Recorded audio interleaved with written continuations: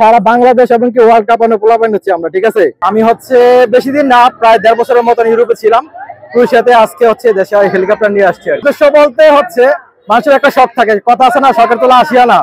তো হচ্ছে টাকার ম্যাটার না, এজন্য হচ্ছে এক শখ ছিল যে মা বাবাকে নিয়ে পরিবার নিয়ে আসবো, এজন্য আসছি আর কি। আমার ইচ্ছা ছিল যে আমি প্রথমে ইচ্ছা ছিল জীবনে বিদেশ যাব না, আর যদিও বিদেশ যাওয়া লাগে কিন্তু আমার যাওয়াই লাগছে।